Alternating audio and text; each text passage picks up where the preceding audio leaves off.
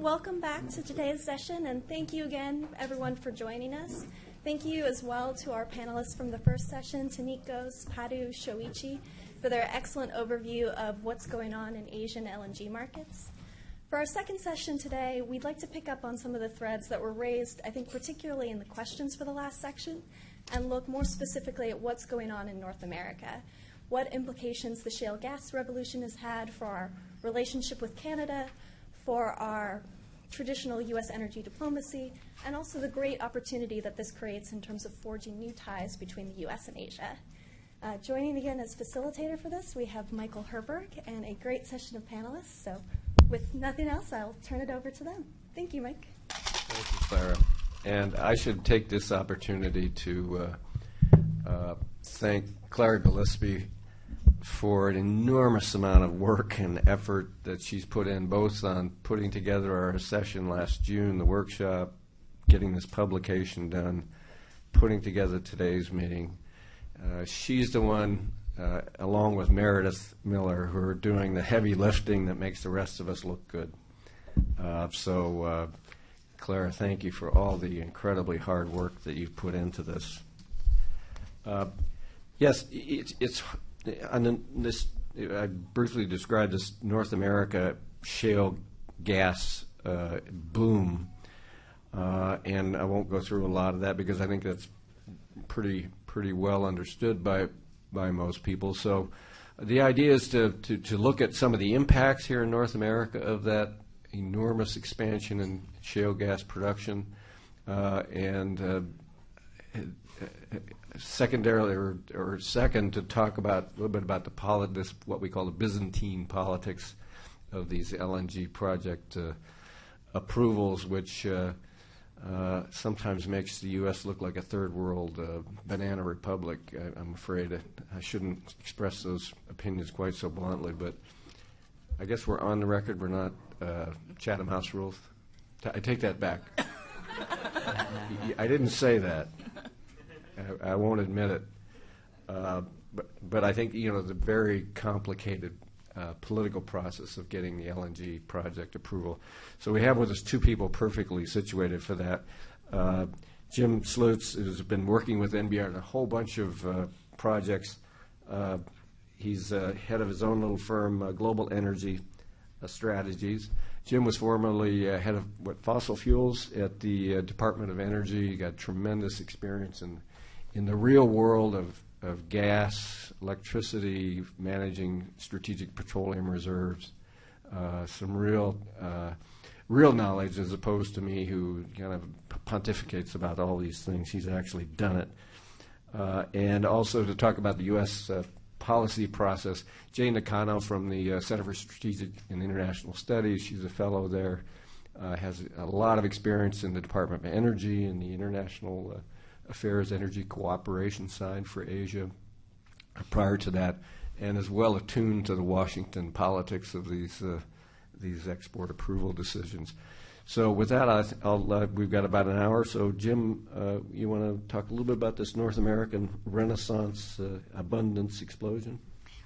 Thanks, Mike. Yeah, I'll kick this off and maybe answer a couple of our questions that were raised in the last session, or give a perspective on those at least. But yeah, let's take a step back, and I know it's very well known that we have this huge growth in oil and natural gas in the United States, but I think it's helpful just to kind of revisit the time frame that we're working on, that really this is dramatic change at scale. A lot of times you have change, you have dramatic change, but this is at scale. And to give you an example, let's look at the projections from a few years ago. In 2007, EIA projected by 2030, the U.S. would be importing 20% of our gas, natural gas. And of course, that was, we were looking at that a few years before that, built out an extensive import terminal network. So industry really thought that was going to happen too. 2012, 5 years later, EIA projects that the U.S. will be a net exporter by 2022. Huge change. 2013, EIA projects the U.S. will be a net exporter by 2020. So again, it's even the scale is even getting bigger just year to year. But let's look at it from a time frame example. An LNG export project developed anywhere in the world, the kind of minimum time frame from discovery to actual exports is usually in the 10 to 15 year time frame for a single project. So, and we've seen this incredible turnaround in U.S. supply in 5 years. So I think that is just illustrates the scale and the dynamic of what's happening. And we have this resource base now that is 50 to 1, is projected, depending on which projection, 50 to 100 years supply. And what is that price? As mentioned last time, is it 4, is it 5, is it 6, is it 7, or is it 8? And we'll talk about that in a minute, because I think when you look at it, it's more of an issue, will the U.S. have a competitive advantage and will have a comparative advantage? And I think the answer to that is yes, regardless of that price. I think the big challenge as we become a natural gas exporter, we are, by the way, a refined product exporter. We'll touch on that in a minute. And I think the big question will be, we become a crude oil exporter. But all of that is in this framework that we've had energy scarcity in the United States for 40 years. And so we're just starting to get used to this idea of energy abundance. And it's hard. It's hard to change gears like that. So let me give you an example, though. In 2 minutes, let me give you an example of a manufacturing industry that has made a tremendous difference. That is, and with natural gas supply and natural gas prices, and that's the refining industry in the United States. So, how does that mean? What's that mean from a competitive advantage to the refining industry? Well, every barrel of crude oil that you process takes 500 to 800 cubic feet of natural gas for process heat, for using for a source of hydrogen. So in 2012, the refining industry used just over 1 trillion cubic feet of natural gas in the U.S. That's out of a market of about 25.5 trillion cubic feet. So a huge supply. But what does that mean in terms of in Asia? For example, if you look at that gas, say that gas cost $4 an MCF in the U.S. For purposes of a little theoretical calculation, and obviously we heard today gas is what, $3.50 today, but and say Asia gas is $16 and European gas is $11 or some in those ranges.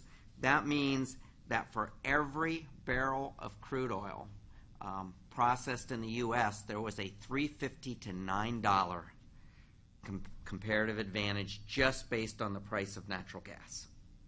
Okay, now let's put that in kind of a long-term perspective.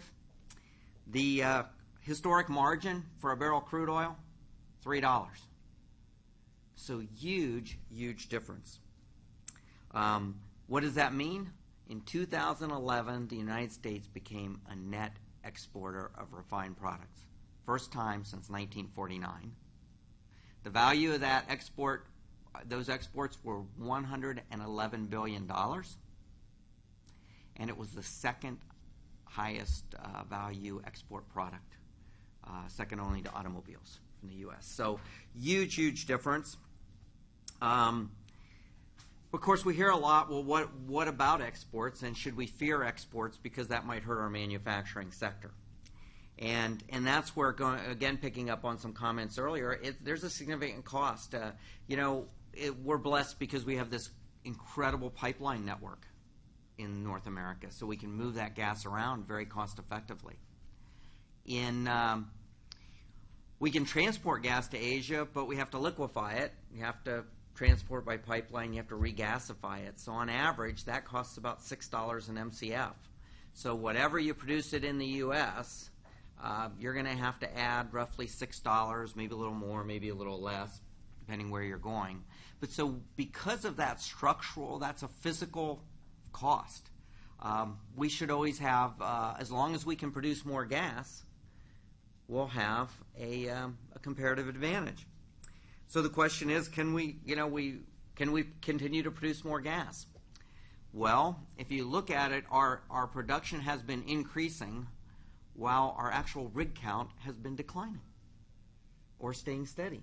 So our producers are becoming more efficient we're actually primarily producing in areas that have where you have liquids that you also produce, because at $3.50 an MCF or $4 an MCF, most of the dry gas areas, while there is some development going on, that's dramatically scaled back. So we have an infrastructure, we have rigs that could be deployed to increase, so we could grow.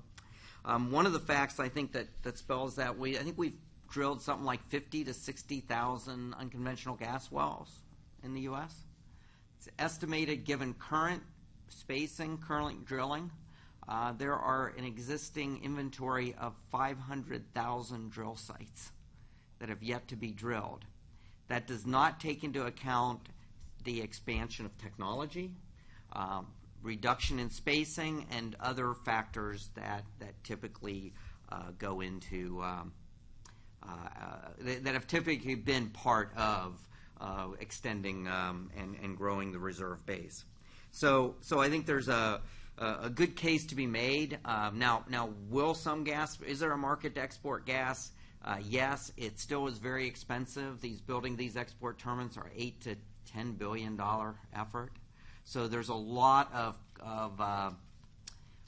the market will actually dictate how many of these terminals get built. I'm going to switch gears just for. I should say one other point is that we historically have relied on, for the last probably 10 to 15 years, for about 15% of our gas supply from Canada. And what we're seeing is that because of this increasing supply in the U.S., that's being backed out.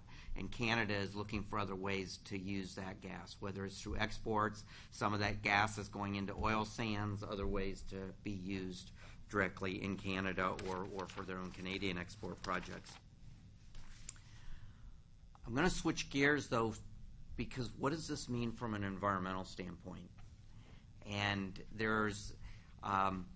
and I think there's two key components. And there's some recent data that came out that I think is, we always talk about natural gas being a lower greenhouse gas emitting fossil fuel than, say, coal.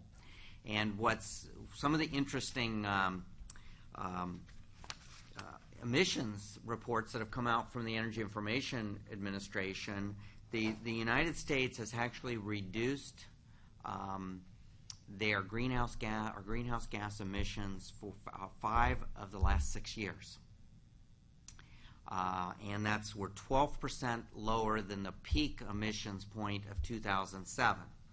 Now, what becomes challenging with that is what is the cause of that emissions reduction? We know that a significant part over the last few years was because of lower economic output. And but in 2012, the data shows the first year that we actually reduced emissions while we had a year of a year of GDP growth.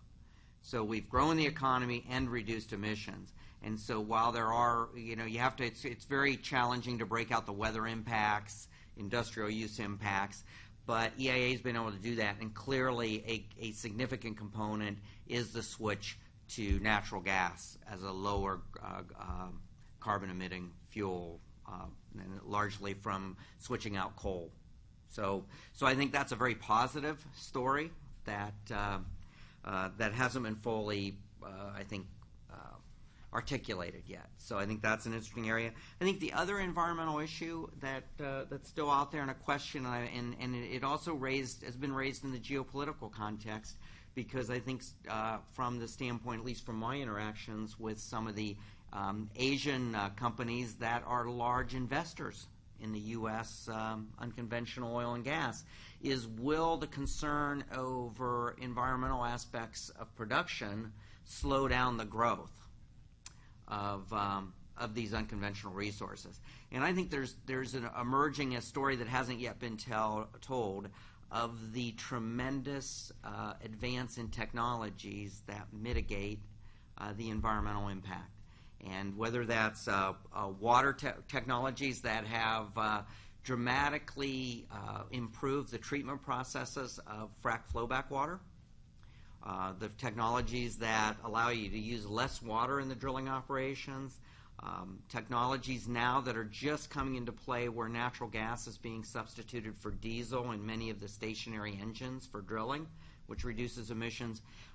But I think there's a story to reduce the impact. It also is this whole new area of, I think, exciting growth of then exporting that technology as shale resources are developed around the world.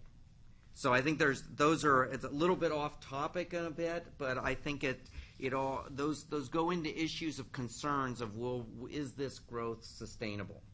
And I think the question is, the answer is the environmental technologies are growing, and so it has the ability to mitigate the environmental impact of that shale oil and gas development, but it also has the ability to, as other regions start advancing, and many of those regions have very significant environmental and social community concerns, and it can address that as well. So just in summary, the U.S. has a huge resource base. I think we're just, you have to remember, 5 years is a very small period of time in a resource development life cycle. So we are still learning what we're doing. And so I think there's, if you look at the projections, I don't think we have to fear that we have enough resources. I think we do need to pay attention to the environmental and social issues. So I think there's tremendous opportunity for manufacturing growth in the U.S. because of that competitive value. There's room for exports, and that actually will help sustain this production and help this from going through what would otherwise be a more volatile cycle. And but the market, because of all the structural costs of liquefaction, will limit the amount of gas that will be exported.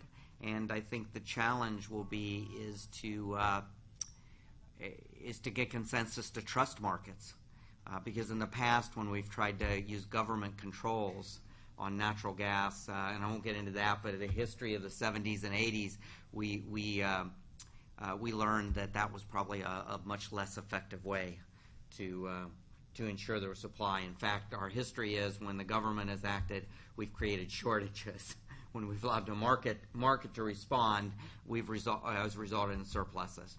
So with that, Mike, I hope that gives a little bit of an intro for the day. No, that's very helpful. I know from my Asian friends, and I just finished my 6th trip to Asia in the last 12 months. This is a critical concern, number one, about the sustainability of supply of shale gas, just from a technical point of view. Can you drill enough wells fast enough, given this very different production characteristic of shale gas wells and tight oil? Production jumps very quickly and then declines at 40% annual rates very quickly. So you have to keep drilling wells constantly, like on a treadmill, just to sustain production at some level. The last numbers I saw for the Bakken shale in North Dakota were that they had to drill 1,000 wells a month, 100 wells a month, 1,000 wells a month, in order to just keep production level. And you just have to ask yourself, can you keep on that treadmill with all these things? And I know from the Asian perspective, that's one set of questions. Is this a sustainable long-term supply, not just for the next couple of years, but for 5 and 10 years down the road? And second is the environmental and public acceptance. Can that be a barrier to shale gas production for just the reasons that Jim were talking about, water use? And this is an industrial, you were the first one to point that out to me. This is manufacturing gas. It's not really like traditional.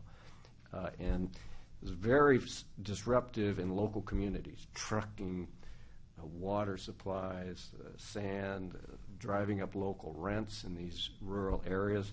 This has really large local impacts because it's a heavy industrial activity. Is that sustainable over the long run? And I know from the Asian perspective, that's a worry about, will this simply be slowed down by environmental constraints and community resistance? So that's, I think, very, very, very helpful. Jane, do you want to talk about this? The only word I can think of is Byzantine. This approval process, where we are, where we're going. Sure. and how it's working. Sure.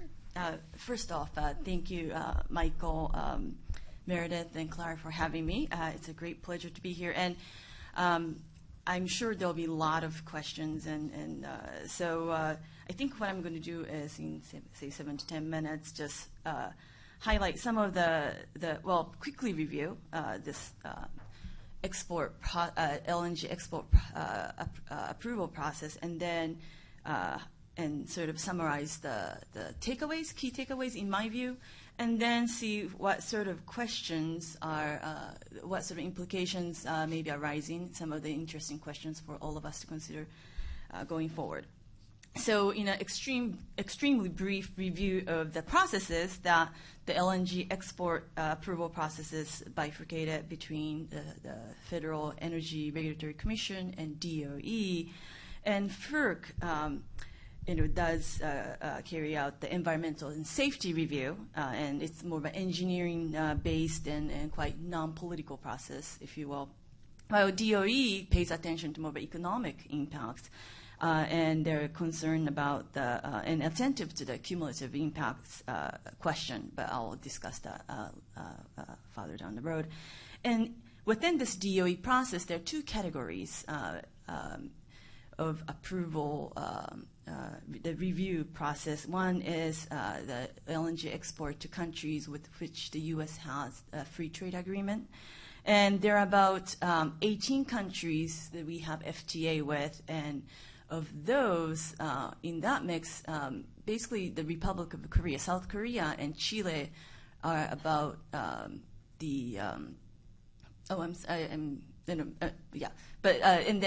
18 countries do have FTA, and within the FTA, they do treat natural gas trade as national interest matter. And then with non-FTA, that's when things get more complicated and also interesting.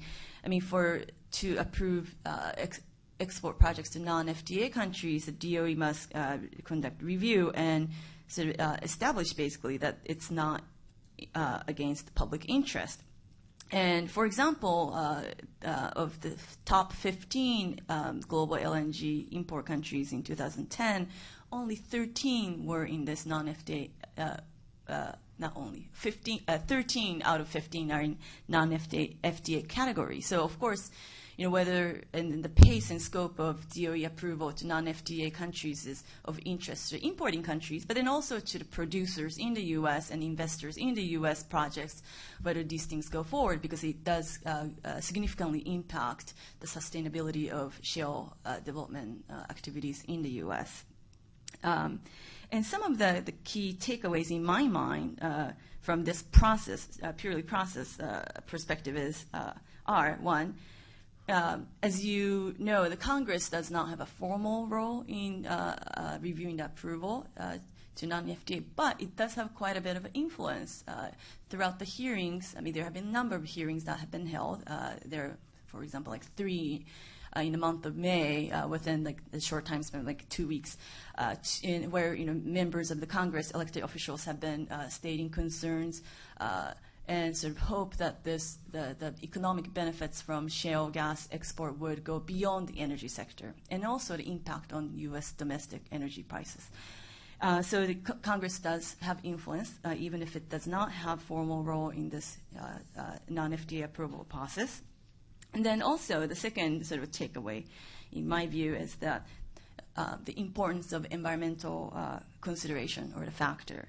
As many of my previous speakers have mentioned, the DOE approval, or the DOE approval, does not get finalized without the FERC approval from the environmental and safety standpoint. This is very important.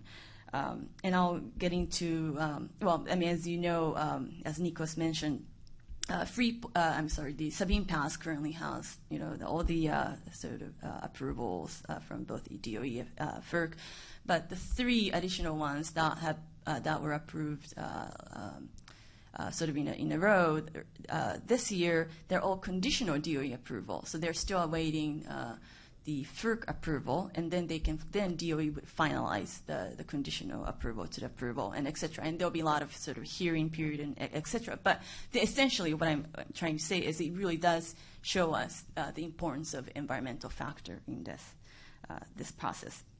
The third takeaway is that this public interest determination by DOE, throughout the hearings we've learned that the congressional hearings, we've learned that basically there is no statutory definition or criteria by which DOE can say here is the public interest that we've established. It's not against public interest, and so it's and so one question I have from that perspective is, does it expose DOE to more legal challenges by investors or sort of project managers of the export facilities whose approval applications have been either delayed or denied? It's one important question going forward. And then the fourth one, but certainly not sort of the last question or the takeaway, is the commercial viability issue in this whole thing.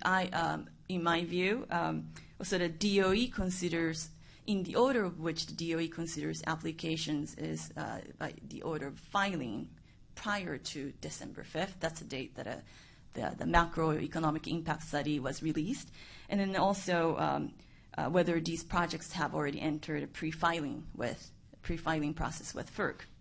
So, it's my view that perhaps this commercial viability question is sort of lost in the shuffle. I mean, some of the export applications that are farther down the list may actually have a greater that may make more greater commercial sense, but the current process does not quite address the commerciality of various projects.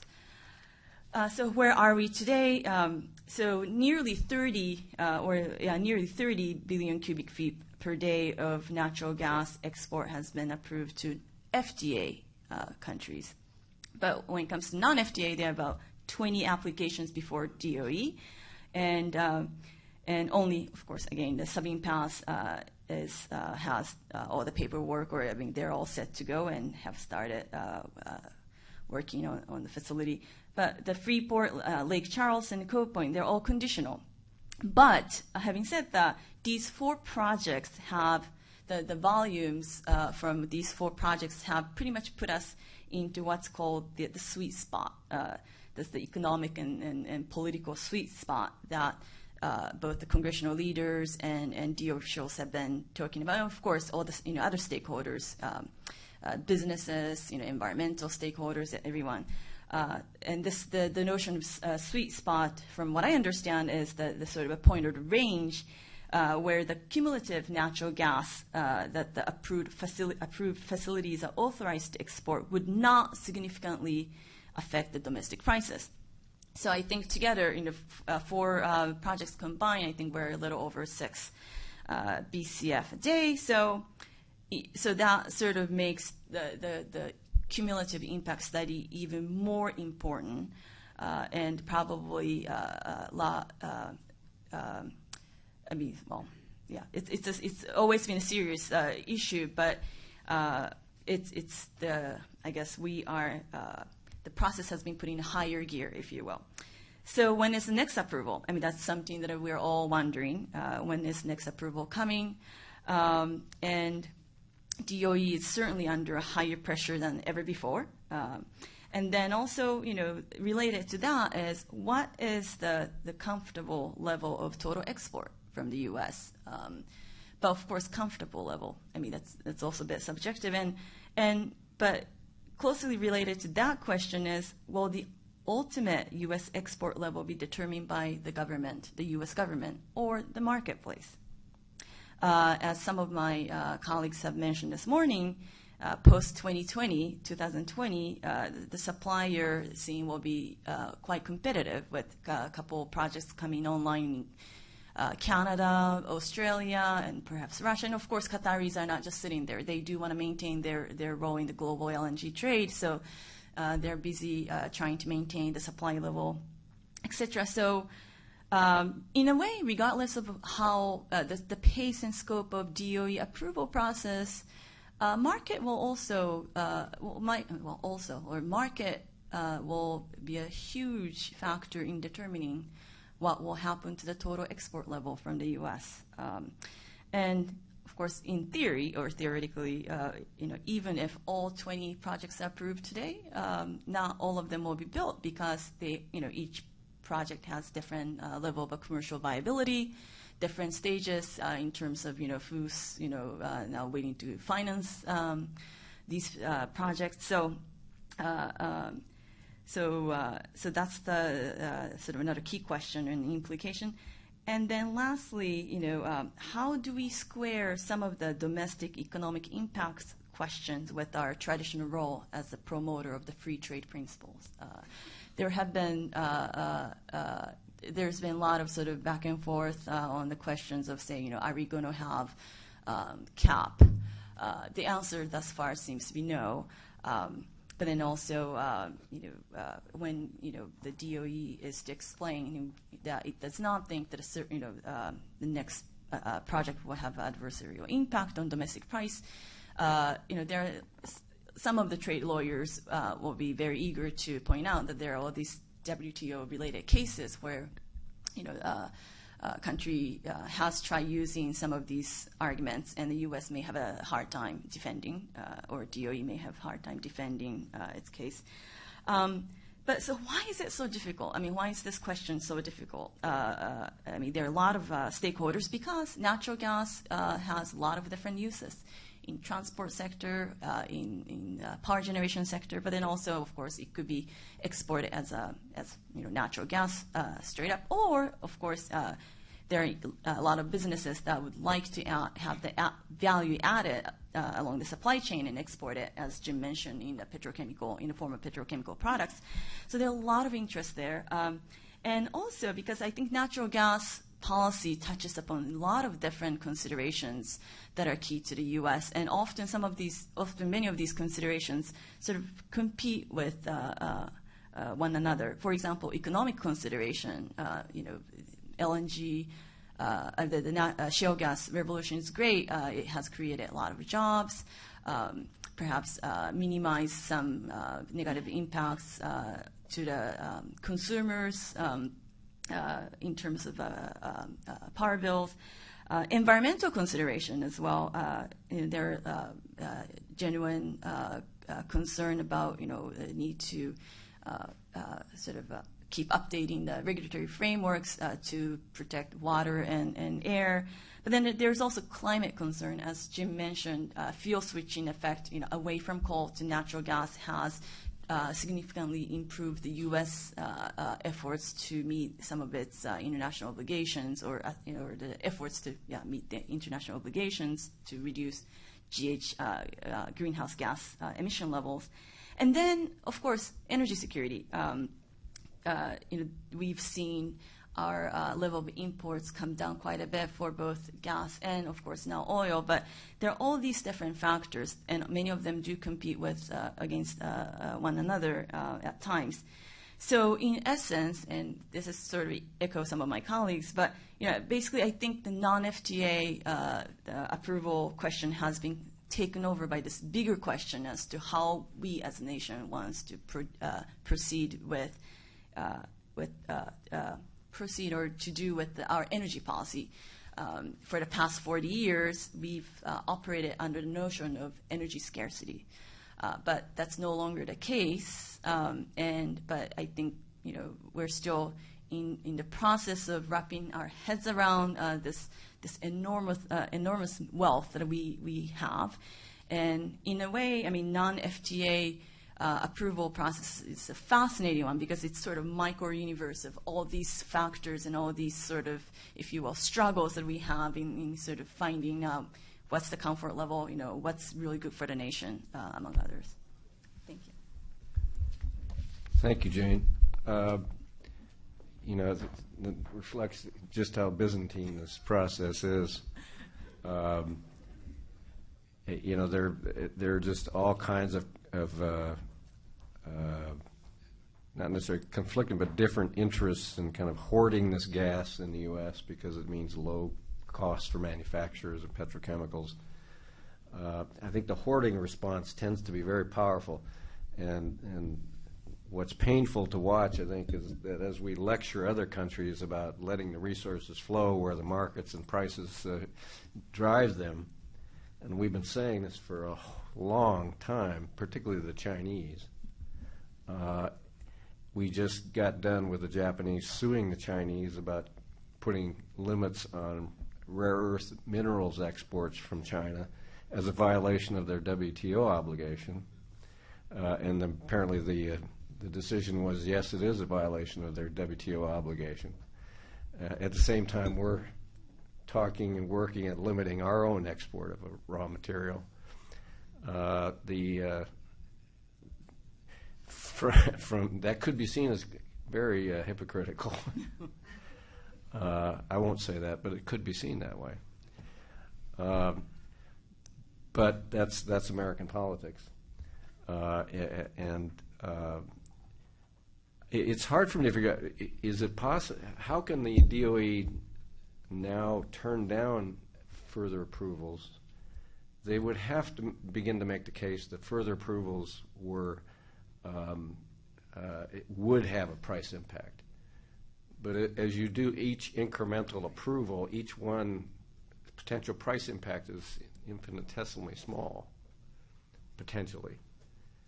So where do you stop? Where do you draw the line and say this project just puts us over the line of too much supply going abroad? I think of it as Ron Wyden and his supposed sweet spot that he talks about. What is that, 50 million tons or the 6 BCF 6 to 8 a day, 6 to 8? How do you draw the line as DOE once you've already approved 4 of these things? It's any sense for? I don't know how they do that. First off, I think DOE is, will try its best not to get itself into the situation where they have to deny any applications. But at the same time, I think they are fully aware that there's it's next to impossible to some extent keep both parties happy. People that are very much leery of the robust level of export, even though that's what we may need for even domestic consumers in order to see steady supply of natural gas at home. And I don't. That's a great question. I don't know how they would make that draw the line. At least from the confirmation hearing, Secretary Muniz indicated that he thinks the current process is fine, and then subsequently, there are 3 that got that received DOE conditional approval. So I don't know if there is a new sort of thinking that they have to do something about. But as you said, the cumulative impact study is now even more supercharged, if you will. But sure, I don't know. Jim has a. Jim, you have any thoughts on that? Because it's this issue, and related to this is the letter that Murkowski and Wyden sent to DOE saying each approval has been conditional on potential conditions may change, and we reserve the right to revoke the approval or somehow constrain it, but without any what's the constraint? What would cause that? And I guess the answer that came back, it would require extraordinary circumstances, and we've never done it before. That's not entirely satisfying. Well, I think one of the questioners last session raised the issue that an authorization is different than a facility actually being built. Yeah. So I think there's some issues you have to think about, and that's one of the challenges. And I think that's what. My position, as I pointed out, it's far better for the market to decide, because by the time the government even figures that out, they'll probably be a year or 2 past the time period that it could have made a difference. So I think that's it. But I think it's helpful to look at the process just a little bit more detail. First of all, there's virtually no cost tens of thousands of dollars is the cost of going through the DOE export process. So virtually no cost. You go to the FERC process, and you actually have to do your facility engineering. So people have estimated that's a $100 million cost. So that's starting to get real money, okay?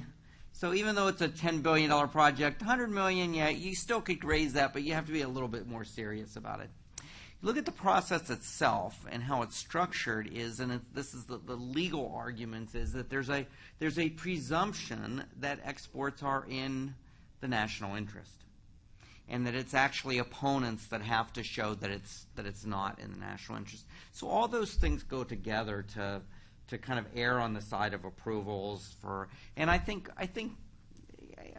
my sense is there's a even if not stated, there's an understanding that the market's a better place to sort that out, at least versus the export projects. And that's why I go back to the case that physically there's a cost to converting the gas to a liquid and the transportation. And that $6 per MCF cost, that, will, that the market will work. And that $10 billion, it's not easy. It's even more challenging when you think about it. Okay, I'm going to contract to get a gas supply in the U.S. Now, you can get a 20-year, so the buyer is taking all the risk on what the gas price is going to be. You actually can get 20-year pricing mechanisms. They're not widely known, but you can get them. But here's the problem. I'm a buyer. I want to buy this gas for 20 years, but I don't want to start taking delivery for 5 years. That adds a huge complication. But I'd add to that, the flip side is that one of the reasons I don't fear the export issue is if you look at our dry gas, these dry gas areas are not being actively produced at $3.54 an MCF. So there's huge potential growth there. The other point I wanted to make on supply, conventional wells, the average recovery under primary production is probably 20 to 30%, 30 being probably very much the high side on conventional oil and gas reservoirs. The ultimate recovery on these shales, they're talking 3 to 5% with primary recovery. That gives a huge potential for technological advances to increase recovery. So there's a lot of areas there that I think give us a lot of upside potential. So I just I don't know what the answer, but part of it, that's why it comes down to the decision: do you trust the markets or do you try to? And there's a lot of variables to try to manage. Yeah. Well, I raise this because for my Asian friends, when you're out there and over Suzhou and in South Korea or sake in Japan, the question gets down to is the U.S. a reliable supplier? And after 40 years of us feeling victimized by unreliable oil suppliers from abroad, the notion that the U.S. might not be a reliable supplier of LNG is a pretty stunning notion. And so, I keep looking at this from the Asian perspective. What are they worried about? What do they see as the linchpins of being able to count on a 20, 25-year supply? It's pretty scary when people can look at you and say, we're not convinced you're a reliable supplier. And the things that DOE and others, the politics of this just aggravates, really makes that a sensitive question. Can I have one more? I think we're getting there's been 4. When you get a few more of these authorizations out there, then I think it becomes a bit of a moot point because you got enough of them approved out there. Yeah, as you said, the market will take. There's only so much room in the market for U.S. LNG, so a lot of this is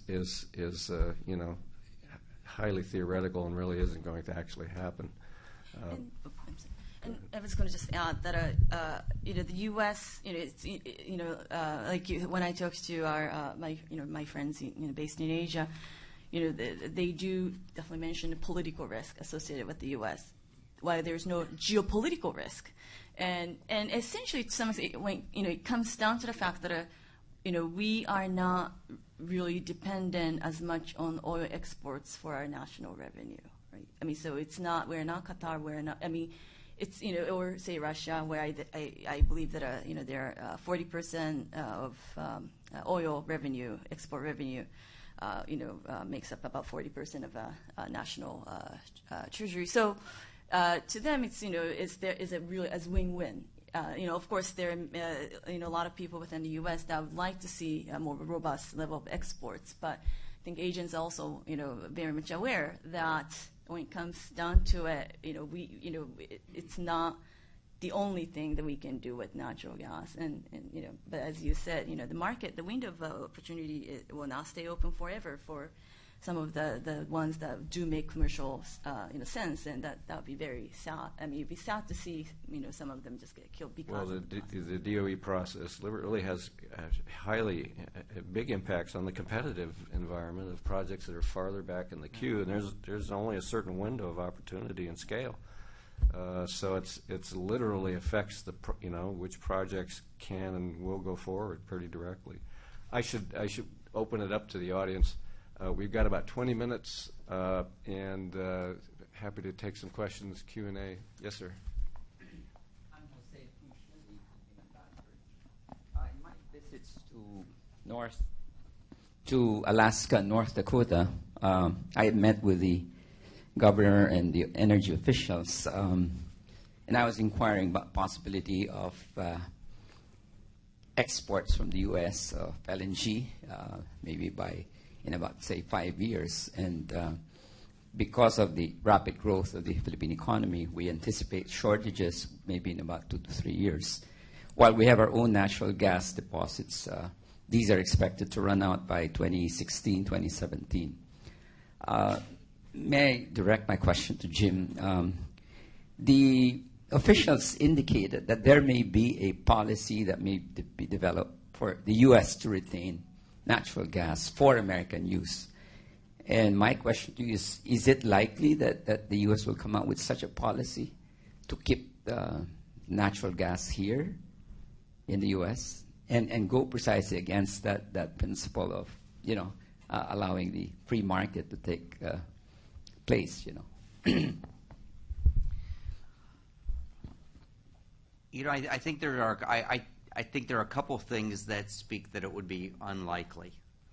One, we are the United States is a huge proponent of global trade, and our economy relies tremendously on a free trade system.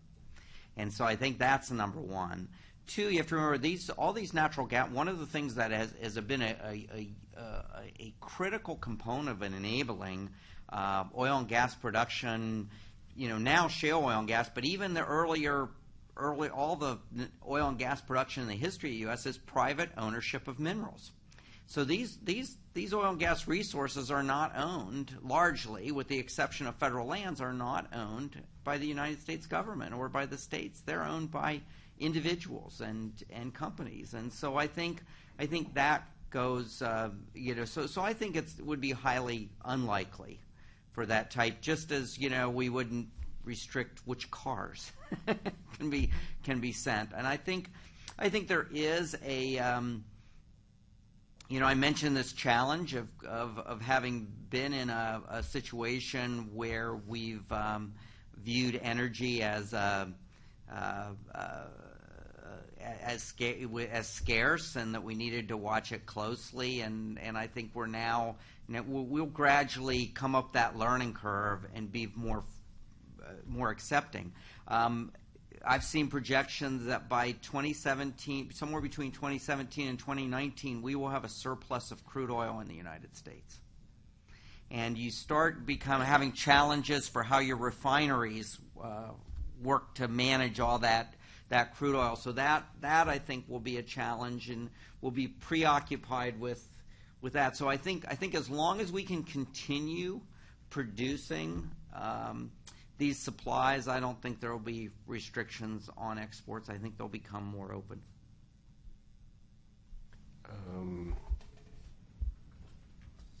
Yeah. A hand over here. Yes, sir.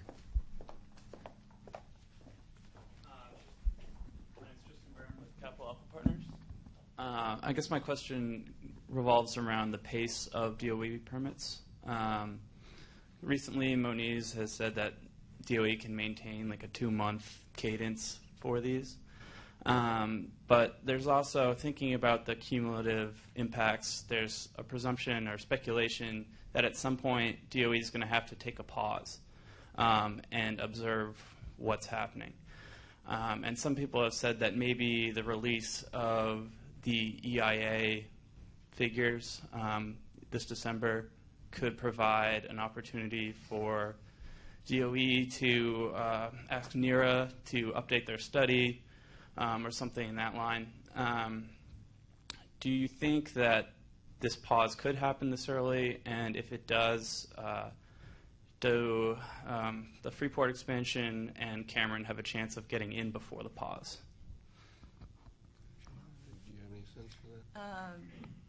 Yeah, that's a great question. I've also read and heard about this 2-month interval as pace, and of course, I mean, it's the reason for pause may also determine. I mean, that's if they're trying to, of course, hypothetically, do another huge, macroeconomic impact study.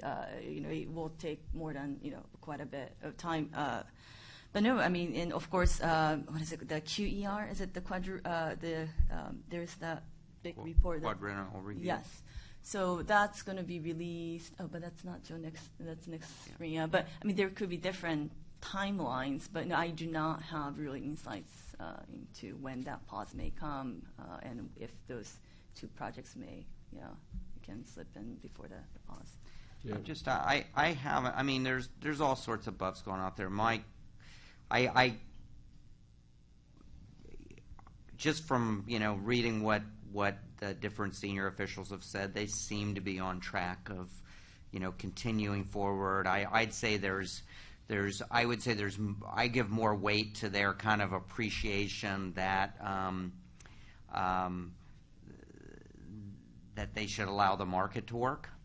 Now, are there other influencers in other parts of government that might try to weigh in? But from a DOE perspective, I'm not seeing that. I think there's bigger issues on the timeline for the FERC permitting process, and from what I'm hearing, some of the more critical timeline issues become looking at the FERC permitting process and aligning that with some of the signed contract deadlines. And can you get through all those FERC processes in that deadline? Maybe a more of a critical path. Shuichi? I have a question to Mr. James Schultz. Well, what do you think of the future possibility of making a linkage between U.S. rebalancing to Asia and possible expansion of LNG exports to the Asian market? In other words, to what extent do you believe U.S. LNG export will be encouraged by geopolitical considerations?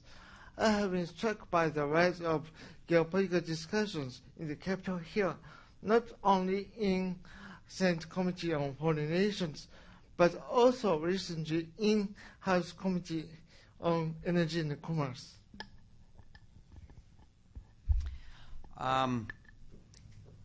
Since the energy markets in the U.S. are really governed by private companies, I think the actual outcome of those are not going to be driven by geopolitical issues.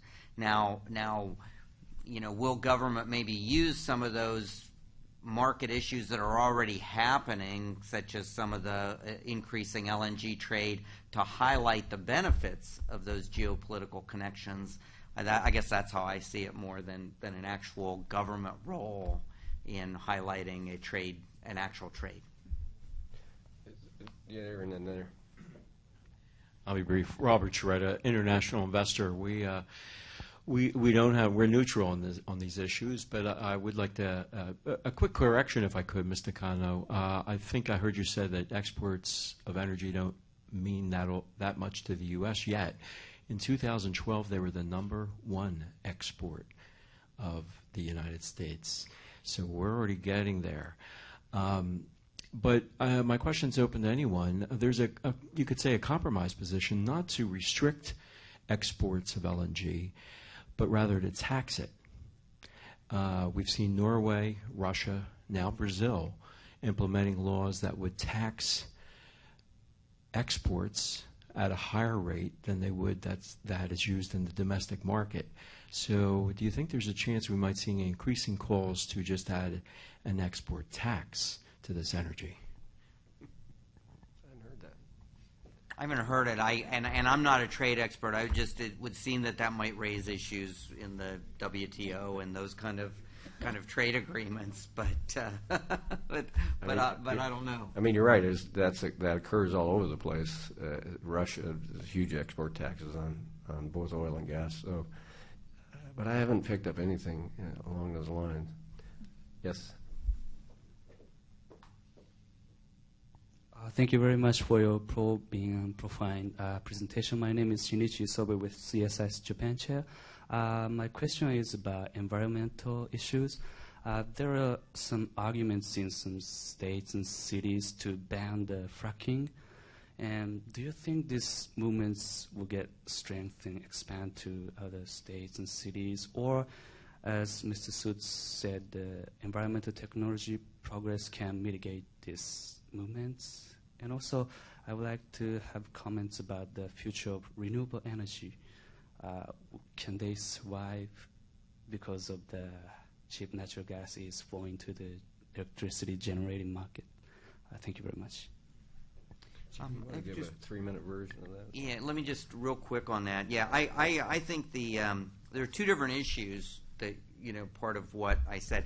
I think that the environmental technology that is reducing the footprint of and footprint very broadly, not just the space, but the overall impact of exploration and production is dramatically shrinking. I don't think that story has been well told. I think there still is a great deal of public concern about exploration production, some of which goes well beyond the actual environmental impact and goes to the industrialization, commercialization of these areas that were largely very rural. And very, very sparsely populated. So yes, I think that and the term that is somewhat used to capture that is social license to operate is do the society support the operations? And I think that's an area that is to what extent that will be accepted is somewhat unresolved. And I think it's one area that both government and industry is going to need to focus on. Of making sure that we maintain this social license to operate. And part of that is by going out and explaining the operations that are happening, having greater dialogue, and explaining what some of these technology solutions are and better understanding what the impacts are. For instance, I'll give you an example, air emissions. Up until the last few years, we really haven't fully understood some of the air emissions issues around drilling sites. And over the last, particularly the last year, there's been a great amount of research that is helping actually document those emissions. So I'm sorry, I'm probably going too long, but just I think it's an issue that will continue and will have to continue to be addressed. Nikos, do you have some last question here? We've got just a few minutes. Sure. I actually wanted to ask about the politics of exports in this specific way, which is that we've always been talking about where the U.S. will allow and the sweet spots and all that. But the one thing that struck me as, if not surprising, striking, is that really not a lot of people are opposed to exports anymore. It hasn't really gone anywhere, right? You have one person, Senate, one person in the House. Maybe you can expand that circle a little bit. A couple of institutions, think tanks, organizations, but really, this hasn't really gone anywhere. So, are the politics of against exports? Is it really there, or have they just been mooted by low gas prices and they're going to come back, or is this just a debate that we're having here in Washington? But it's really, I mean, if you compare to other energy issues, gasoline prices, fracking, where people actually care about it, Keystone XL, people actually care about these things. No one seems to really care about gas exports. Is that just because we have low gas prices? Is it coming back, or has this basically been rendered a moot point by the politics?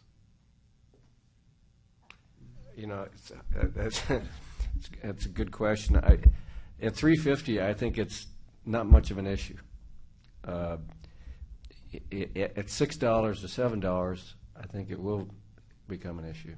If you saw a rise of gas prices fairly quickly to 6 or 7, even had nothing to do with LNG exports, it would impact the debate about LNG exports, because that's just the way American politics works. And I think there is a broader undercurrent of resistance on LNG exports, because there's an environmental force, and this is, I'll be careful what I say. There's environmental sentiment and force that's very politically powerful in Washington that believes that LNG exports will simply encourage more fracking. So it's not LNG exports that they're really after. It's to discourage fracking, just like Keystone is to try to discourage oil sands. And I think that has some legs here in Washington. It's very subtle and kind of behind the scenes, I think, where it operates in some fairly important places in town. Otherwise, how do you explain DOE's tiptoeing? The whole early approvals was like DOE tiptoeing through a minefield. Still is. Yeah. They're tiptoeing a little quicker under my knees. Yeah. So how do you explain that? There's something going on there that isn't just a couple of senators or something. Right, and that goes back to that social license, because the anti-fracking is not so much about there probably is some local concern, but there is a bigger issue of that groups or that wish there to be less fossil fuel use. And so, and it's, and that's the same thing like Keystone. So I think there will be issue, and it could be more localized, and that's what you're seeing. That's why Keystone was targeted specifically, and you're seeing, I think, individual export terminals now, kind of that same. So there are those kind of issues out there, but I think largely, I think you're right. I think people aren't opposed to exports, and even the Energy Committee and some members and even the chair was a little more skeptical. I think has come back around and have a much more moderate view on exports than, say, a year ago. I think we've run up against our time limit for everybody. I thank you all for some very good questions and a very good discussion. Meredith, I'm sure you want to say a few things, but before we do that, I'd like you to join me in thanking our panelists again for a really good discussion.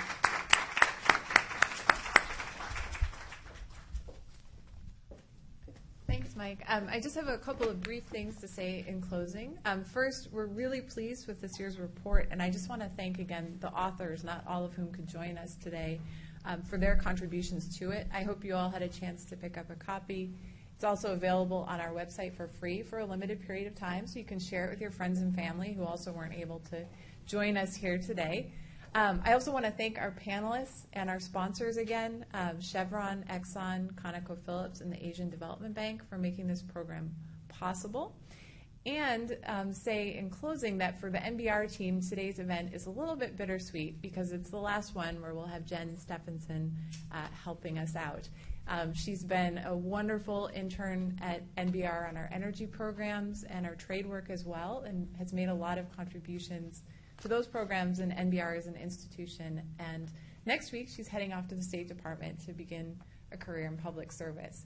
So I'd like to ask you all to join me in thanking our panelists again, and also wishing Jen all the best as she begins this next exciting phase of her career. Thank you, Jen.